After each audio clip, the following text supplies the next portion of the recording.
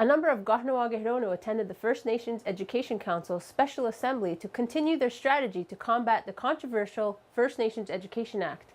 Grand Chief Mike Delisle and Portfolio Chief Rhonda Kirby were in attendance along with members of Kahnawàke Education Working Group, and KTV was there. Well, we had a full day of discussions today on obviously the Education Act and the attempts by Canada to impose a process on First Nations. And I mean, we've been at this for the past 2 years since Canada started with a very, very unilateral approach on this issue.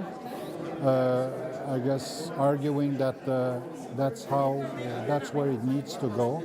But obviously it's been met by opposition by many chiefs, not only in Quebec, but across the country as well.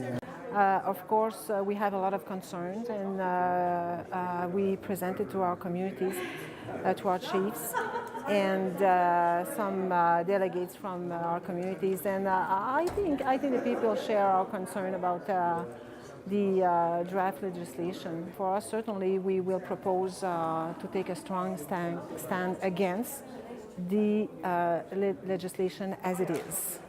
And we have our solution. We've been working hard in our communities, and obviously they don't listen to us. They think they have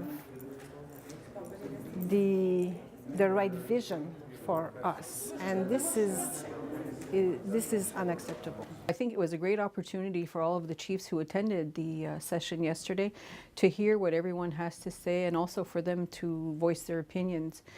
I was really glad at the end of the day to hear between the Grand Chief Mike Delisle and Gilbert Whiteduck that they're recommending everyone stay strong and in their opposition to the act. We were very happy that Mike Delisle took such a strong position at the table, that Kahnawàke's position was that unequivocally we were saying no, we don't want the act. We're not saying we'd like to reword it. We're not saying we'd like to work with you.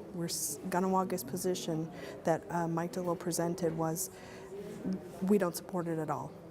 We want it stopped. The position coming out of today is very clear, you know, and as Grand Chief Delisle stated, you know, just a few minutes ago, I think the attempt and what we need to do is really to empower ourselves as First Nations.